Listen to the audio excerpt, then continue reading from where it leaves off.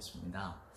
예, 공교롭게도 계속 창세기를 이렇게 읽어가는데 여러분도 저와 비슷한 분이 계실 줄 압니다만은 이 창세기가 참 읽을수록 저와 여러분에게 어떤 그 신앙의 큰 교훈과 도전을 주고 무엇보다도 하나님의 사랑을 더 깊이 깨닫게 하는 책인 것 같습니다. 그래서 오늘은 우리가 너무나 잘 아는 창세기 4장 가인과 아벨 이야기를 한 번 더 해보겠습니다. 한 번 더라는 것은 제 유튜브에 이제 제목 설교를 찾아가시면 제가 가인과 아벨이라는 제목으로 껍데기는 가라, 그 제목으로 한번 여러분께 가인과 아벨에 대한 이야기를 드린 적이 있는데요. 오늘은 뭐 창세기 1장, 2장, 또 3장까지 읽어와서 오늘 4장에 왔는데, 오늘 가인과 아벨의 이야기를 조금 더 제가 다른 측면에서 여러분들께 지난 설교 시간에는 못했던 이야기를 또 계속해서 한번 해보도록 하겠습니다. 창세기 4장입니다. 한번 8절부터 보실까요? 제가 창세기 4장 8절을 한번 8절부터 읽어보겠습니다. 가인이 그의 아우 아벨에게 말하고 그들이 들에 있을 때에 가인이 그의 아우 아벨을 쳐 죽이니라. 여호와께서 가인에게 이르시되 내 아우 아벨이 어디 있느냐? 그가 이르되 내가 알지 못하나이다. 내가 내 아우를 지키는 자니이까.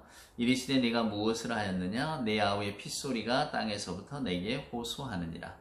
땅이 그 입을 벌려 내 손으로부터 내 아우의 피를 받았은즉 내가 땅에서 저주를 받으리니 내가 밭을 갈아도 땅이 다시는 그 효력을 내게 주지 아니할 것이요 너는 땅에서 피하며 유리하는 자가 되리라. 가인이 여호와께 아뢰되 내 죄벌이 지기가 너무 무거우니이다. 주께서 오늘 이 지면에서 나를 쫓아내시온즉 내가 주의 낯을 배웁지 못하리니 내가 땅에서 피하며 유리하는 자가 될지라. 물은 나를 만나는 자마다 나를 죽이겠나이다. 여호와께서 그에게 이르시되 그렇지 아니하다. 가인을 죽이는 자는 벌을 7배나 받으리라 하시고 가인에게 표를 주사 그를 만나는 모든 사람에게 죽임을 면하게 하시니라. 가인이 여호와 앞을 떠나서 에덴 동쪽 놋 땅에 거주하더니. 여기까지 읽어보겠습니다. 여러분이 가인과 아벨의 이야기는 물론 너무나 많은 문학의 소재, 또 영화나 드라마의 소재가 됐죠. 또 이 형제 갈등에 관한 이야기, 최초의 형제 갈등 이야기 아닙니까? 그러니까 그 인류가 가정을 이렇게 꾸리고 또 형제가 있고, 즉 결국은 나 말고는 다 타인이라고 한다면 가족도 그 타인과의 관계 속에서 일어나는 어떤 갈등, 또 그로 인한 어떤 투쟁, 이런 것들을 너무나 날것으로 잘 보여주는 이야기입니다. 그래서 이 이야기가 그렇게 모든 사람들에게 어떤 그 영감을 주는 이야기 같아요. 그래서 유명한 문학가들, 하여간 뭔가 이렇게 스토리를 만들어내는 사람들은 항상 이 이야기에 천착하는 것 같습니다. 저도 이 가인과 아벨 이야기를 읽다 보면 정말 많은 생각이 들어집니다. 오늘은 특별히 신앙적인 측면에 어떤 그 초점을 맞춰서 여러분께 이 가인과 아벨에 관한 이야기를 해드리도록 하겠습니다. 가인과 아벨 이야기는 여러분 스토리 내용은 잘 알고 계시니까, 하나님께서는 이제 가인과 아벨이 각각 제사, 오늘 우리식으로 말하는 예배인데 하나님 앞에 정성을 드릴 때에 하나님께서는 그 이유를 설명하지 않으시고 가인과 그의 제물은 받지 않으시고 아벨과 그의 제물을 받으십니다. 가인이 이걸 보고 질투를 했어요. 가인이 왜 아벨은 사랑하는데 나는 사랑하지 않으시는가? 그래서 이 가인의 마음에 분이 가득했습니다. 오늘 제가 8절부터 읽었습니다만 7절에 보면 하나님께서 가인에게 이런 말씀을 하세요. 여러분 7절 한번 보실래요? 6절부터 보겠습니다. 여호와께서 가인에게 이르시되 내가 분하여 함은 어찌 됨이며 안색이 변함은 어찌 됨이냐? 내가 선을 행하면 어찌 낯을 들지 못하겠느냐? 선을 행하지 아니하면 죄가 문에 엎드려 있느니라. 죄가 너를 원하나 너는 죄를 다스릴지니라. 자, 이 말씀을 합니다. 죄가 분명히 문 앞에 엎드려서 너를 기다리고 너를 원하지만은 너는 그 죄를 다스릴 줄 알아야 된다. 여러분, 이게 하나님께서 가인에게 주신 자유였어요. 자유입니다. 가인은 어떤 길을 선택하느냐? 그에게 우리가 아담과 하와에게 하나님이 자유를 주셨듯이, 그러나 그 자유 속에는 선악을 알게 하는 나무의 열매는 따먹지 말라라고 하는 금지 명령도 있었잖아요. 그러니까 그것을 지키는 자유도 주어진 겁니다. 물론 아담과 하와는 지키지 않은 자유를 선택한 거죠. 오늘 여기도 마찬가지입니다. 가인에게도 가인의 마음에 분노가 가득한 줄 아시고 하나님께서 죄가 분명히 문 앞에서 너를 엎드려서 너를 기다리고 너를 원하겠지만은 너는 충분히 그 죄를 다스릴 수 있다. 너는 죄를 다스리는 것 방향으로 살아가라. 이렇게 말씀하셨단 말이에요. 근데 오늘 가인은 8절에 보면 아벨을 이렇게 들로 불러내서 그리고 들에서 이렇게 그 아벨을 둘러 쳐 죽입니다. 이제 그 사건이 오늘 우리가 읽은 창세기의 본문이었잖아요. 자, 여러분 여기에서 무엇을 저나 여러분이 그 생각을 해야 되느냐 신앙적으로 시편 133편에 보면 이런 대목이 나옵니다. 형제와 연합하여 동거함이 어찌 그리 선하고 아름다운지요. 우리는 이 본문을 읽을 때에 아 그렇지 형제가 잘 지내야지. 그래서 보통 무슨 어떤 그 뭐 전도회나 혹은 뭐 어떤 하여간 어떤 행사에 가면 자주 인용되는 본문이거든요. 형제가 연합하여 동거함이 어찌 그리 선하고 아름다운지요.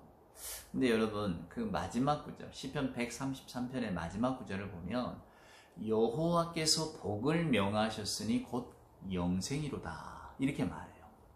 무슨 이야기냐면 형제와 연합하여 선하게 살아감을 영생과 연결지었다는 겁니다.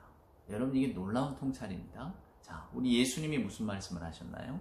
예수님이 마태복음 5장 산상수훈에서 형제에게 화를 노하는 자나 혹은 라가 바보 멍청이라고 부르는 자들은 지옥불이 너를 기다릴 것이다. 이런 말씀을 하셨단 말이에요. 그리고 하나님 앞에 제단을 쌓다가도 형제와 불화한 일이 있거든 빨리 그만두고 가서 형제와 먼저 화해해라. 무슨 이야기일까요, 여러분? 왜 예수님은 예배보다도 형제와의 관계를 더 크게 생각하셨을까? 복음이라고 하는 것은 말입니다, 여러분. 우리 주님이 전해주신 기쁜 소식이잖아요. 복음은 형제 사랑과 부활을 연결지어요. 이게 여러분 놀라운 통찰입니다. 요한 1서 3장 우리가 너무나 잘 아는 요한 1서에 보면 이런 말이 나옵니다. 우리가 형제를 사랑함으로써 사망에서 생명으로 들어간 줄을 알거니와 이래요. 그러니까 형제 사랑을 사망에서 생명으로 옮겨가는 하나님의 생명과 연결 지어놨다는 것을 기억하셔야 돼요. 그러니까 우리 예수님도 형제 사랑이라고 하는 것을 분명하게 선언하셔요. 생명의 주님이 내 안에 있다는 것은 결국은 형제 사랑이 가능하여진다는 이야기입니다.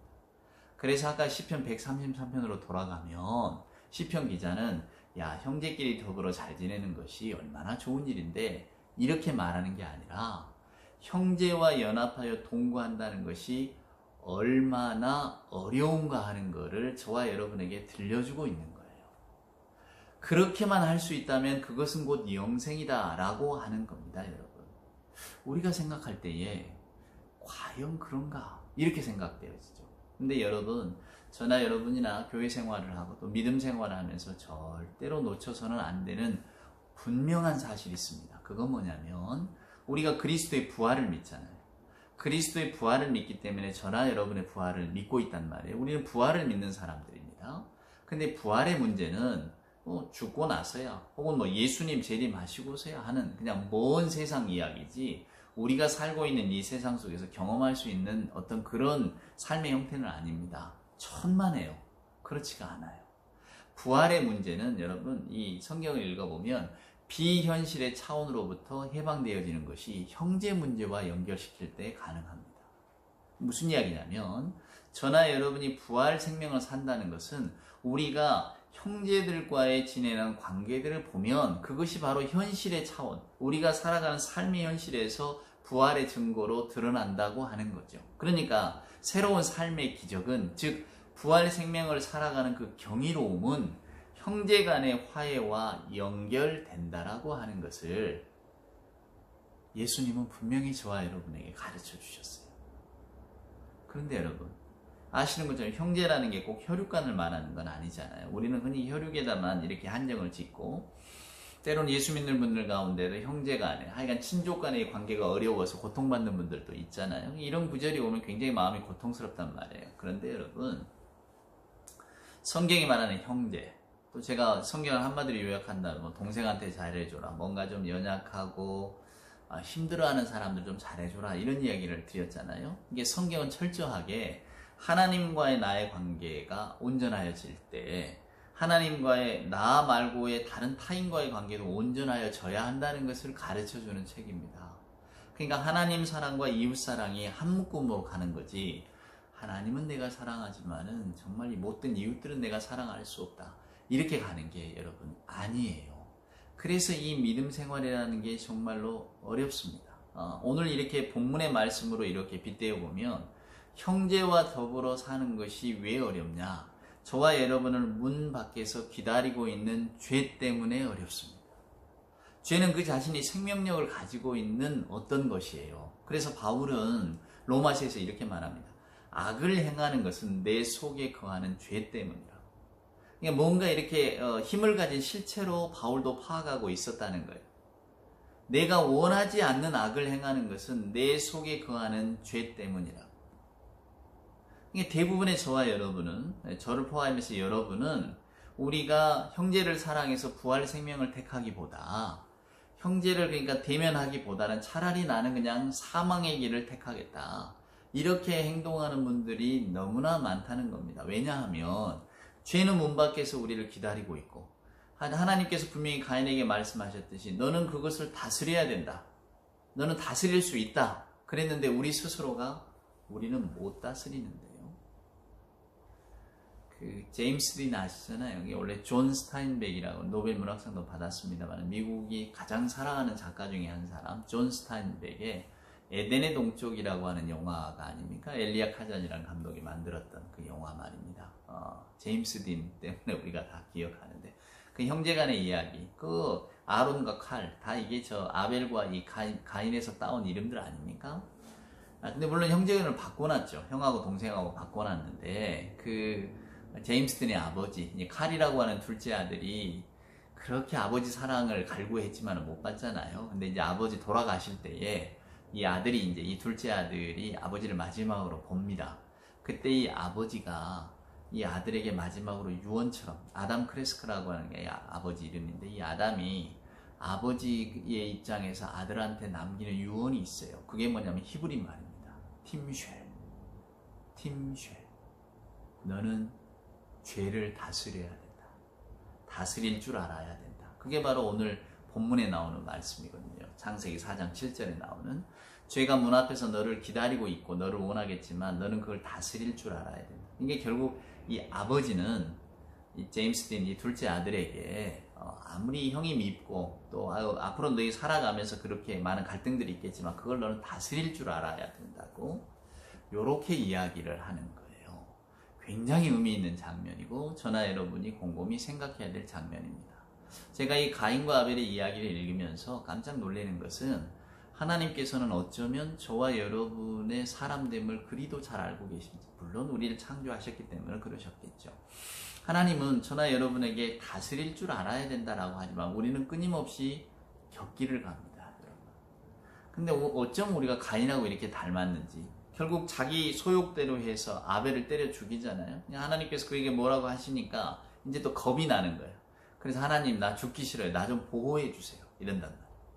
그러니까 하나님은 또 그를 이렇게 보호해 주시잖아요. 그러니까 가인의 두려움은 결국 우리 모두의 두려움이에요. 우리는 그 짐을 지기가 너무 어려운 겁니다. 어떤 짐일까요? 형제와의 사랑을 거절하고 문 앞에 엎드리고 있는 죄를 차마 다스리지 못하는, 다스릴 수 있다고 분명히 하나님께서는 우리에게 말씀하셨는데, 우리는 하나님의 말씀에 순종하기보다 우리의 자유의지를 쫓아가서 나는 다스리기 싫어, 나는 못 다스려, 그리고는 엉뚱한 길로 간단 말이에요. 그러면서도 끊임없이 하나님께, 하나님 나를 좀 보호해 주세요, 하나님 날 좀 지켜주세요, 항상 이렇게 간구한단 말이죠. 그런데 놀랍게도 우리 하나님의 사랑은 이렇게 화해를 이루지 못하는 자들을 그냥 내버려 두지 않으세요. 부끄러움과 그러나 안전을 상징하는 표를 주시잖아요. 그 표가 무엇인지 우리는 알 수 없지만, 그래서 제가 마지막 절 한 절 더 읽었잖아요. 가인이 에덴의 동쪽 노 땅에 가서 머물러. 노 땅은 분명히 하나님의 사랑이 미치지 못하는 곳입니다. 전에 그랬죠. 근데 지금은 하나님의 사랑은 가인을 따라가요. 그래서 그 노 땅에서까지도 하나님께서는 가인을 사랑해 주시고 그를 지켜 주신다는 말입니다. 이게 놀라운 사건이에요. 그러니까 하나님의 얼굴은 자신을 배신한 아담과 하와뿐만이 아니라 형제 살해의 주범이었던 가인에게까지도 미치는 거예요, 여러분.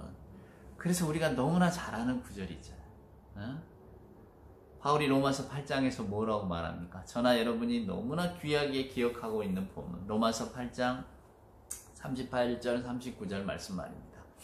내가 확신하노니 사망이나 생명이나 천사나 권세나 현재일이나 장래일이나 능력이나 높음이나 기쁨이나 다른 피조물이라도 저와 여러분을, 우리 주 예수 그리스도 안에 있는 하나님의 사랑에서 끊을 수 있는 건 없다, 이렇게 말하잖아요.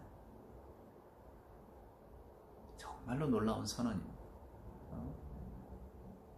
아담과 하와에게 가죽옷을 입혀주신 하나님께서는 동생을 살해한 가인에게 표를 주셔서 그를 지키고 보호해 주신단 말이에요.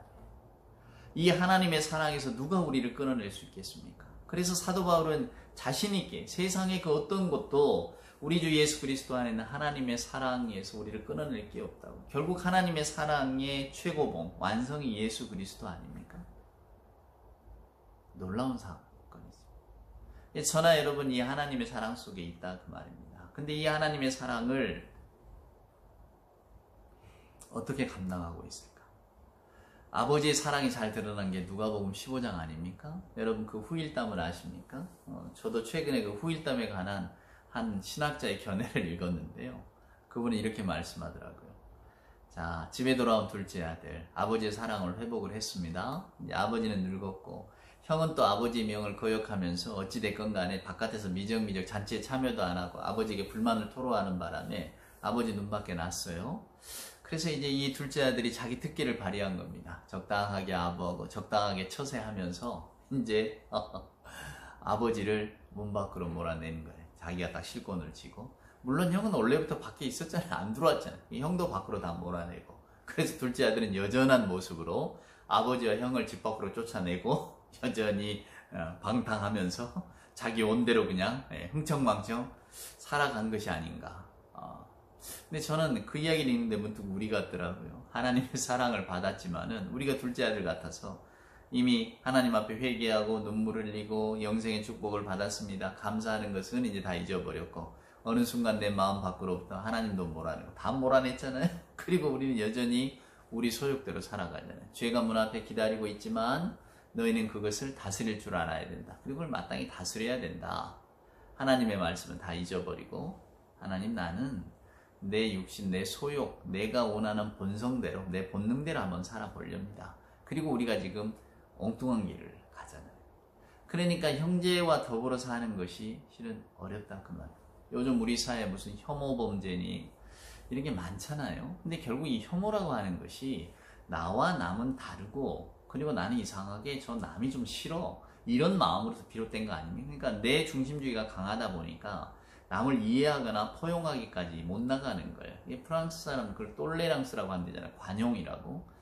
그러면 어떠냐 하고 이렇게 받아줘야 되는데, 나는 나, 너는 너 해줘야 되는데, 내가 욕심이 있고 내가 어떤 하고 싶은 자유의지가 있다면 저 사람도 그런 게 있고, 내가 안전하게 살고 싶은 욕구가 있다면 저 사람도 그런 게 있고, 내가 무슨 많이 누리고 싶다면 저 사람도 누리고 싶은 소망이 있을 텐데, 근데 우리는 그건 다 잊어버리고 나만 자유하고 나만 누리고 나만 가져야 되고 나만 주목받아야 되고 나만 인정받아야 되고 이런 사고들이 있잖아요. 그러니까 성경이 말하는 형제라고 하는 것은 꼭 우리가 피를 나눈 형제뿐만이 아니고 그냥 우리를 제외한 다 타인을 말하는 겁니다. 그러니까 얼마나 어렵습니까? 오죽하면 사르트르가 타인은 지옥이라고 그랬겠어요. 나 말고 남들은 이 사고방식도 다르고 세상을 바라보는 눈도 다르고, 어쩌면 타인이라고 하는 존재가 저와 여러분에게 말할 수 없는 위해를 가하는, 요즘 나는 자연인이다 이런 프로그램 유행하잖아요. 산속에 살잖아요. 되게 이야기를 들어보면 사람에게 상처받고, 그는 차라리 말 없는 자연 속에서 혼자 사는 게 편하다 이런 건 아니겠어요? 다 형제 사랑에 실패한 분들이죠. 형제로부터 뭔가 어려움을 당한 분들. 근데 저나 여러분이 다 그 이름 모를 형제들입니다. 그러나 여러분 보세요. 복음이라고 하는 것은 무서워요. 타협의 여지를 주지 않아요. 복음의 약속은 반드시 형제들과 연관이 있습니다. 그런데 다른 방식으로 주어지지가 않아요. 형제와 연합하여 동거하지 않으면 영생이 없다는 식으로 구약에서는 말씀하고, 요한 1서에서도 분명히 말하잖아요. 우리가 형제를 사랑함으로써 사망에서 생명으로 들어간 줄 안다고. 그럼 형제를 사랑하지 않으면 우리는 여전히 사망의 자리에 머물러 있는 것이지 생명으로 못 나가고 있는 겁니다. 그리스도의 은혜로 부활의 생명의 은총이 바로 우리 앞에 있음을 보고 느꼈는데 아멘하고 받아들이면 되는데, 근데 그 받아들임이라고 하는 것이 결국은 주님의 말씀과 더불어서 다 받아들이는 것이지, 말씀은 귀찮고 나는 은혜만 받겠다, 그렇지가 않습니다. 사랑하는 여러분, 놀랍게도 그런 우리들에게, 그런 약삭 바르잖아요. 우리가 은혜는 받고 싶고 뭔가 우리에게 요구하는 건 싫고 우리의 본성을 이렇게 거스리는 건 싫고 말입니다. 아니, 형제도 미운 놈이 있으면 미워해야지. 아니, 친족도 그러지만은 그렇게 피가 섞이지 않는 사람들이 얼마나 우리가 볼 때 못마땅한 사람들이 많습니까? 기본적인 사회 질서도 안 지킨다거나 아니면 그냥 무례하게 대한다거나, 친함을 근거로 인해서 뭐 아주 그냥 선을 넘어온다거나, 아니면 정말로 아무 저하고 관계도 없는데 자기 유익을 위해서 나를 희생시키거나 남을 희생시키는 제멋대로 사는 사람들을 보면 저와 여러분이 뭐 사랑할 수 있나요? 용서할 수 있나요? 용납할 수 있나요? 안 되잖아요. 근데 성경은 그 용납하지 못하는 마음이 바로 죄에 사로잡혀 있는 마음이라고 말씀하고 있으니 이게 얼마나 어렵습니까? 그래서 우리는 차라리 하나님, 에덴의 동쪽 저는 노 땅으로 가겠습니다. 차라리 제 삶에는 간섭하지 마세요. 그냥 저는 노세서 가인처럼 살겠습니다. 근데 또 연약한 게 사람 마음이라 저나 여러분이 또 하나님께 요구하잖아요. 하나님, 저는 노 땅에선 살고는 싶지만은 불안하니까 저는 좀 보호해 주세요. 저는 좀 지켜주세요. 오늘도 저와 여러분이 주일 예배를 드리면서 하나님, 저 좀 지켜주세요.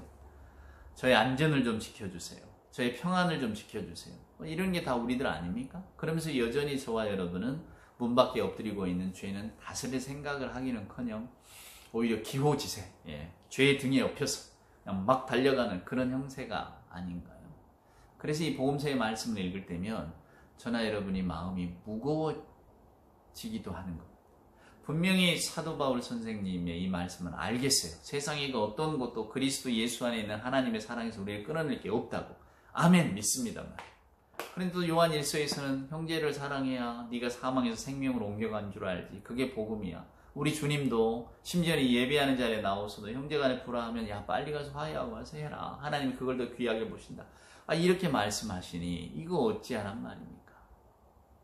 그래서 오늘 가인과 아벨의 이야기가, 사랑하는 여러분, 저와 여러분에게 의미가 깊은 겁니다. 우리가 하나님의 신비, 끝까지 우리를 사랑하시고 지켜주시고 보호하시는 여러분, 이 신비 아닙니까? 새 생명의 선물이 이렇게 가까운 곳에 있잖아요. 근데 실은 이 신비라는 게 배척당한 신비입니다. 왜? 우리가 계속 밀어내고 있잖아요. 저나 여러분이 하나님의 은혜를 알고 사랑을 알면서도 선뜻 못 받아들이는 것은 죄가 우리 문 앞에 기다리고 있으니까. 근데 나는 저 죄를 물리칠 힘도 없고 물리치고 싶지도 않고, 때로는 그 죄에 올라타는 것이 내 삶을 더 유쾌하게 만들기도 하고, 그렇죠 여러분? 그러니까 우리가 날마다 그런 갈등 속에 있잖아요. 그러니까 어쩌면 저와 여러분은 눈에 보이진 않지만 다 가인의 표를 받고 있는 사람들이에요. 그럼에도 불구하고 하나님께서 우리를 지켜주고 계시잖아요. 이 세상이 노 땅이라면 우리는 이 노 땅에서 죄를 다스리지도 못한 채 너무나 유쾌하게 살고 있잖아요. 그러면서도 하나님을 믿는다고 말하고, 하나님의 말씀은 분명히 그게 아닌데 하나님의 말씀 밀어버리고 가인처럼 너는 죄를 다스려야 된다, 예 하면서 그냥 죄의 등에 타고 죄의 등에 올라타고 그냥 막 달려가 버리는. 그런데 놀랍잖아요.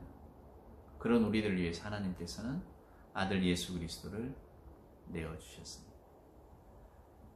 그래서 그리스도만이 우리의 희망이 되는 겁니다. 저나 여러분에게 희망도 소망도 없어요.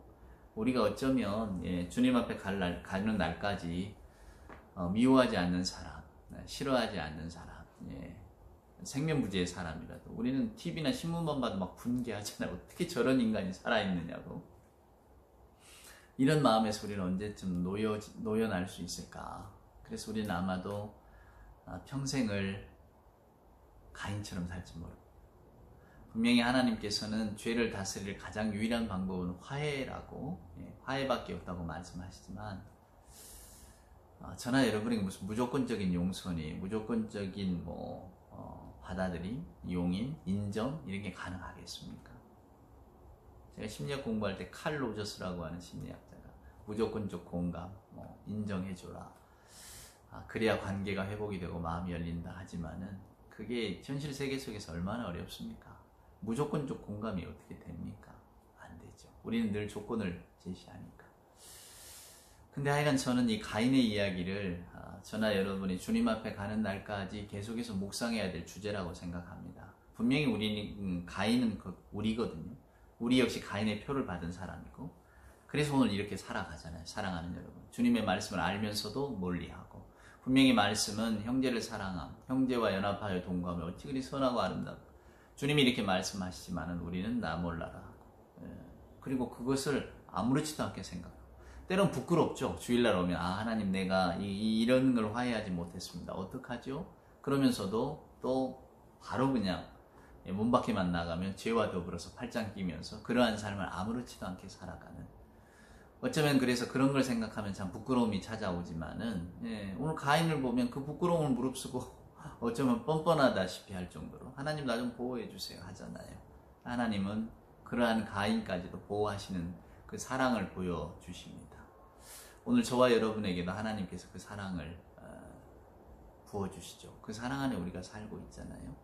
그래서 이 가인의 이야기는 정말로 저와 여러분이 우리 인생의 삶을 이렇게 놓고 볼 때에 많이 생각해야 될 그런 그 신앙의 숙제입니다.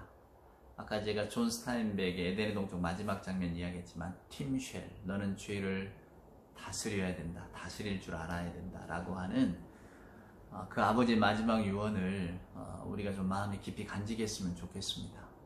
팀쉘, 우리는 결국 팀쉘을 못하는 인생을 살아가겠지만, 그럼에도 불구하고 가인과 같은 어떤 뻔뻔함이 있어서 늘 하나님의 보호를 구하죠. 그러나 하나님은 바울 사도를 통해서 주신 말씀처럼 그리스도 예수 안에 있는 사랑 안에서 그 어떤 것도 끊어낼 수가 없다고 분명히 말씀해 주셨으니까 오늘도 우리가 그 사랑에 기대어 살아갑니다. 그 좋으신 하나님이 우리의 아버지, 또 그 아버지의 사랑을 그대로 보여주신 예수 그리스도, 그래서 그리스도가 우리의 마지막 혹은 유일한 희망이라는 사실을 우리가 간직하면서 또 예수 이름에 기대어 살아가는 것 아니겠어요?